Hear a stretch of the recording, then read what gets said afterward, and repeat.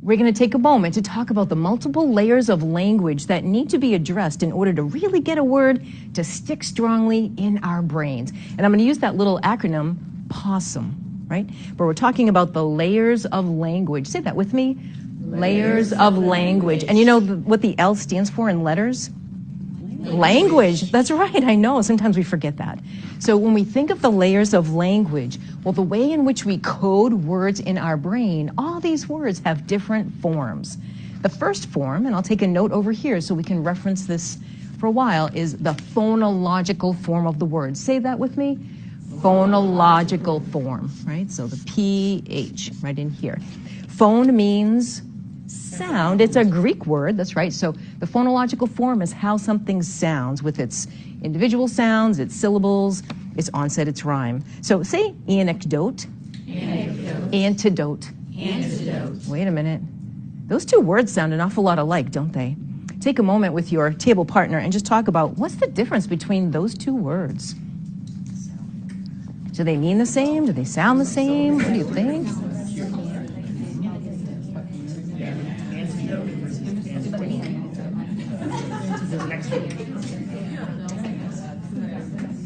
Yeah.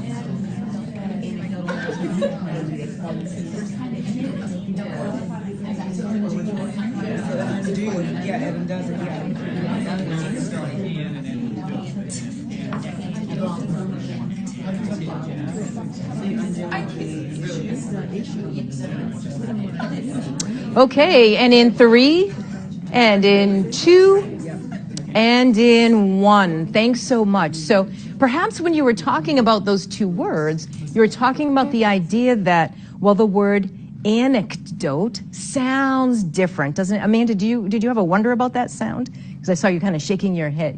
What did you and Cameron talk about? We were just, well, it's interesting. The more you say them both, the more, like, you get yourself really confused. Sure. Yeah, it's kind of like a tongue tie, right? Yeah. You know, I don't know why, but for some reason in my experience, the words animosity and anonymity have gotten confused. Like I can say them, but it takes me a heartbeat to remember which one means what, right? So the phonological form of those words are so close. Yeah, they overlap. Anecdote, antidote. So it's difficult for kids to be able to perceive and produce. All words have a phonological form. Words also have a morphological form. Say that with me. Morphological form. Yep, so we think of this, we'll put the M right in here. And a morphological form, like say the word persuade. Persuade. Do you have an idea of what that means? Right? Now, how about the word dissuade? Does that mean the same thing? No. What part of that word really made that different? That prefix. So now we start talking about the meaningful parts, the prefixes or suffixes, and the roots in words, and the morphemes, those meaningful parts, make a big difference. But they're both connected to suede. All words also have an orthographic form. Say that with me. Orthographic form. How do you spell past? Just shout it out. I knew you were going to say that. That's right. Well, so we have an ortho means correct, and graph is letter pattern, so orthography and orthographic refers to the correct spelling of a word in here. So past, P-A-S-T. Now, Amy, I think you're taking up a new sport, right? I heard that. You are going to go 4. Yeah, so if we think of playing that game and I passed you an iron to use, how would you spell that past? P-A-S-S-E-D. Ah, okay. Same phonological form, different orthographic form, and certainly different meaning, right? Yeah, for sure. Okay, all words also have a semantic form to them. That's the meaning. So say semantics. Semantics. So literally that's synonymous with meaning, our semantics here. So I'll go back, Amy, to you. How would you define green? Where I want the ball to be. There you go. Yeah. So the term green could be where you want that ball to be. That's right. Please take a moment. First row, turn to second. Third row, turn to fourth. Would you talk amongst yourselves, Cindy and Adriana? What are other definitions or meanings of green? It's not just where you play golf, right?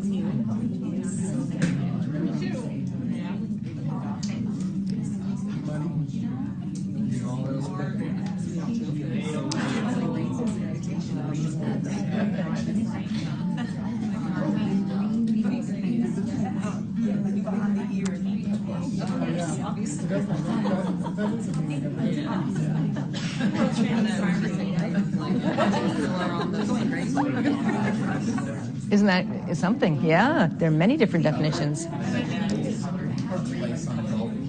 Okay, so please finish up your thoughts in 3, and in 2, and in 1. Now, my brain immediately went to the color green, right? Did anybody come up with that one? We did, yeah, but then I'm hearing people say, oh, we have 5 or 6 different definitions. Kendra, what's a different definition of green beside the golf green or the color?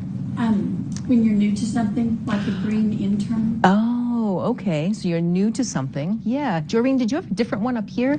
Yes, we talked about envious. Oh, you're green with envy. Yep, so envious. Anybody have a different meaning? You did, Amanda? What did you have? We talked about like if you're environmentally friendly, like going green. Oh, you had that one too. Thank you, Jasmine. Yeah. Oh, okay. Yep, green. Okay. Any others that we might have missed? Yes, Amy. Money. There you go. Money. Yep. Okay. Does anybody remember the vocabulary word we used in volume 1? This is like a year ago probably. There you go, which means you have no green. That's right. Did you have another? Did I see one more? Oh, yeah, Nikki. Vegetables, eat your greens. Oh, eat your greens. You know, I can see an EL child thinking we mean eat your money. If they understand green is money, but don't understand that green might be your vegetables. That's interesting. Yeah. Yes. I also heard green with envy. Ah, green with envy. There you go. Thanks, Jasmine. So we have the semantic forms of words, and we're going to talk about in vocabulary in Unit 5 the idea that multiple meanings of words can sometimes trip up our children. All words have a semantic form. So far we've talked about what is this PH referring to? All words have a phonological form. They have a and a. So now we need to talk about syntax, right? Yep, syntax, or the role or the job that words take within a sentence. So we have syntax. Say the word avoid. Avoid. Tell your table partner what part of speech does that usually take on? What role does avoid take on in a sentence? I hear you saying a verb. Yeah, yep. I avoid going to the dentist at all costs. Really. No offense to anyone in here who might be connected to a dental service. Say the word avid. Avid. Yeah, tell your table partner, what part of speech is that? What role does that take? Yeah. So in here we have someone who's an avid golfer, an avid drummer, perhaps. And what is it, Joreen, that you're being avid with in your speed skating? Yes, that's right. You have an avid speed skater. Yep, that runs right by. So we have that word avid as our descriptor, as our adjective. So all words have a syntactic role. And also words have a history, where they came from. And sometimes when we're not sure, especially why something might be spelled the way it is, we can blame it on where it came from. Right? I blame the Anglo-Saxons for everything. I do, because when words are old, they often have changed how we articulate them in our language, but we haven't allowed the spelling to change. Right? So the word said, for instance, at one point in history was said. Makes good sense the way that we spell it. Now we just say said. Or we have the word metamorphoses. Say that word. Metamorphoses. I know that that's Greek, and we can think about how it's spelled, that PH with the F, and how it's built with root. So all words have phonological, morphological, orthographic, semantic, syntactic, and a word all came from somewhere. So now I'd like to challenge us for just a heartbeat after those examples.